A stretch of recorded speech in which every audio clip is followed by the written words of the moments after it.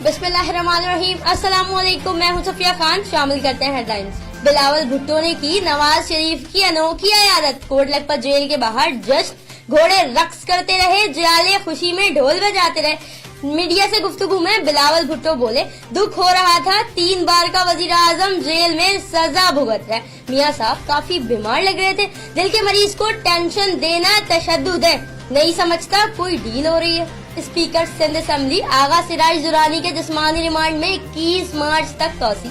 सिराज दुरानी ने नेब के खिलाफ शिकायतों की अंबार लगा दी। कहा, दिन रात का पता ही नहीं चलता, खोली में खिड़की है ना अजान की आवाज आती है। आगा सिराज दुरानी की पूरी फैमिली अमेरिका मुंतकिल।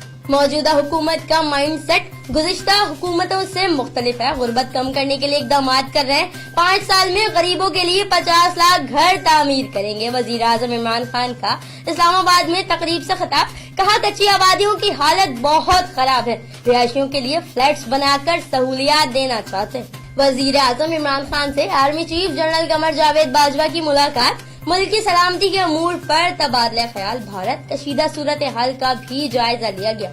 3 दिन गुजर गए, औरत मार्च की गश्तबाजी कम न हुई। पोस्टर्स पर लिखे नारे थे या तमाचे, ये औरत का गुस्सा था या कुछ और। पोस्टर्स गलत लेकिन मसाइल सही।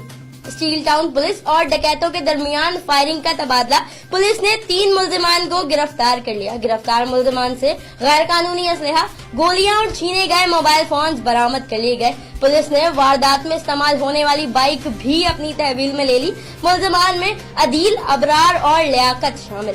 एसएसपी मलीर इरफान बहादुर की जिले मलीर में मौजूद मसीहियों की इबादत गाहों की सिक्योरिटी सख्त करने की हिदायत। जिले में मौजूद गिरजा घरों की नफरी भी बढ़ा दी गई। जिले के एसएचओज को भी पेट्रोलिंग बढ़ाने की हिदायत जारी।